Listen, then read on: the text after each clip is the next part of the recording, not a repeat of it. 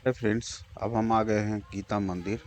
और ये हमारी सोमनाथ की दर्शन यात्रा में ये चौथा स्थान है। सोमनाथ के दर्शन किए, उसके बाद पुराने सोमनाथ के दर्शन किए मंदिर के। उसके बाद भालका तीर्थ गए। भालका तीर्थ के बाद हम गीता भवन या गीता मंदिर आ चुके हैं।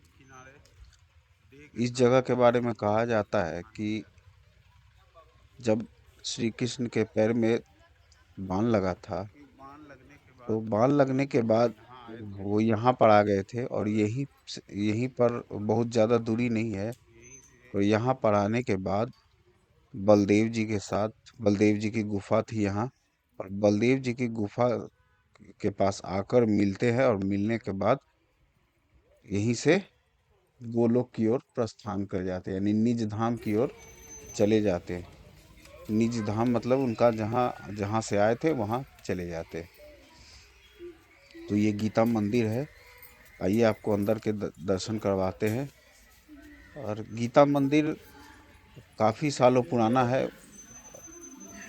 और यहाँ पर जितने भी पिलर्स हैं बने हुए, उस पर गीता का एक एक अध्याय लिखा हुआ है।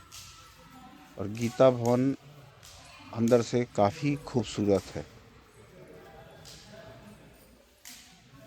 और अंदर कुछ भी बोला जाए तो आवाज गूंजती है।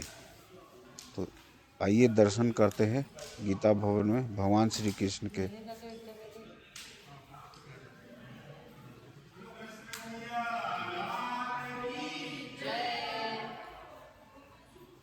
मेरा मतलब भगवान का ले लो। ये देख लो गीता।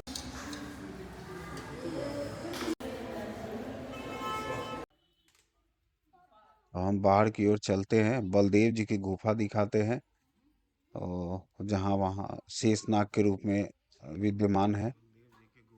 और ये बलदेव जी की गुफा है। अब हम यहाँ से इंटर करते हैं और अंदर दिखाते हैं। हमने बलदेव जी की गुफा के अंदर बलदेव जी के दर्शन किए।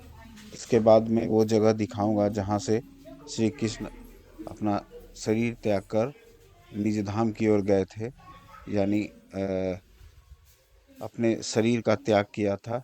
ये शेषनाग है।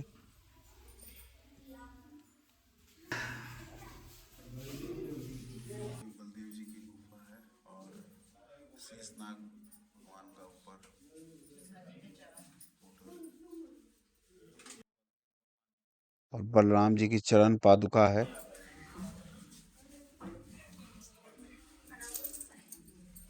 गुफा में बहुत अंदर से ठंडक है।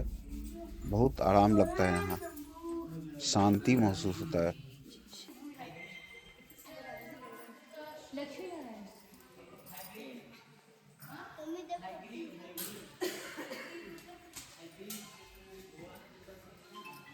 यहाँ भगवान जी की सारे अवतारों के दर्शन होते हैं। जितने भी अवतार विष्णु भगवान ने लिए थे, सारे अवतार की यहाँ मूर्तियाँ बनी हुई है। और अंदर से काफी खूबसूरत बनाया गया है, जो कि रात में सितारे चमकते हैं उस टाइप का महसूस होता है यहाँ।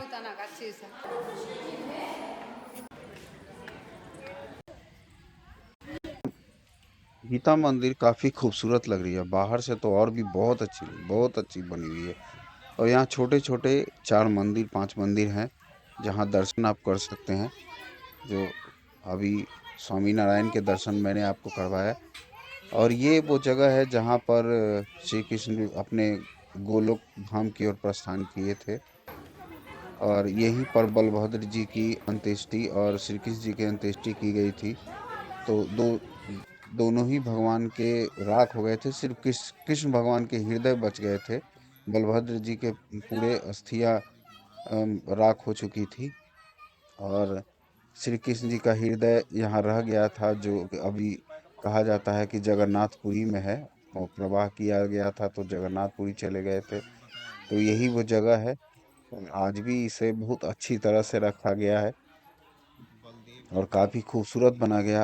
आसपास में बहुत शांति है। तो जो लोग भी यहाँ आते हैं बहुत अच्छे से दर्शन करते हैं। तो आप लोग भी आइए और यहाँ दर्शन कीजिए। यहाँ दर्शन की दर्शन करने से बहुत आनंद प्राप्त होता है। और ये त्रिवेणी संगम के पास में है। त्रिवेणी संगम यहीं पर है, यहाँ से मात्र 2 मिनट की दूरी पर पड़ता है, सामने ही में है। तो यहाँ आइए और अ, दर्शन आप लोग कीजिए, और मैं अपने माध्यम से भी दर्शन करवा रहा हूँ।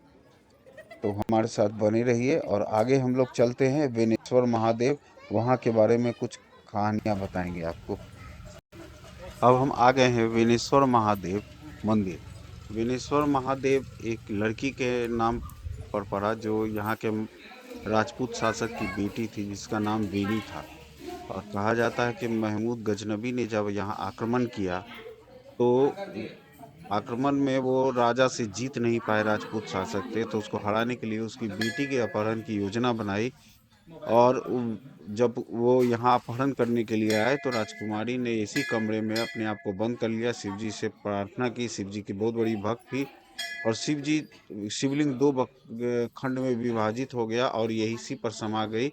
और पीछे में चोटी है, जो आज भी दिखाई देता है। शिवलिंग में जो दरार देख रहे हैं, वो दो भागों में बट गया था, और इसी में राजकुमारी वेनी समा गई थी।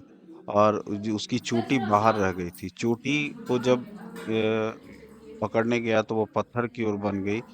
और जो आज भी यहाँ दे सकता है, जो आप देख रहे हैं माता जी, वो पीछे से चोटी दिखा रही हैं, ये चोटी की समान है। और यहाँ से कहा जाता है कि बहुत सारी मधुमक्खियां निकली और वो सैनिकों पर आक्रमण कर दिया। वो शिवलिंग में से मधुमक्खी निकली थी और आक्रमण कर दिया, जिसे मोहम्मद महमूद गजनबी के बहुत सारे सैनिक यहाँ मारे गए। तो ऐसी मान्यता है, लोग यहाँ आते हैं, बेनेश्वर महादेव की पूजा करते हैं।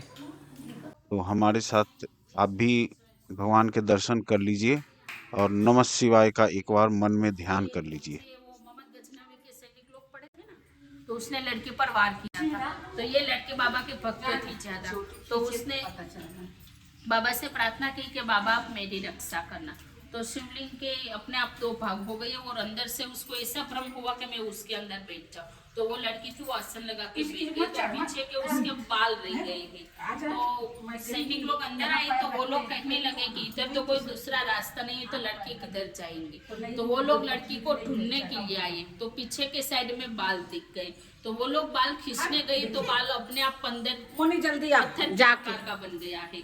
तो पीछे उसकी छोटी दिखती, और उसको निकालने के लिए काटा गया, ये छोटे छोटे गड्ढे है ना, वो काटा हुआ निशान है, इसलिए छोटी भी दिखती है पीछे पत्थर के आकार की। नहीं, लड़की तो उसके अंदर ही रह गई है, बाहर नहीं निकली है।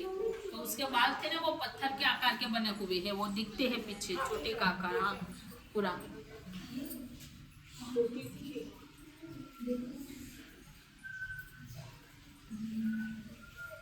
दो तीन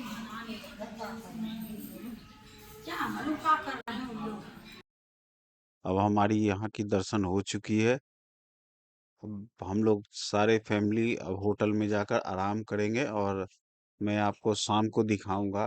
सोमनाथ बीच की ओर गए, और बीच पे मैंने घूमा, और फिर वहां से हमने सोमनाथ मंदिर में जो लाइट एंड साउंड शो है, उसका दर्शन किया।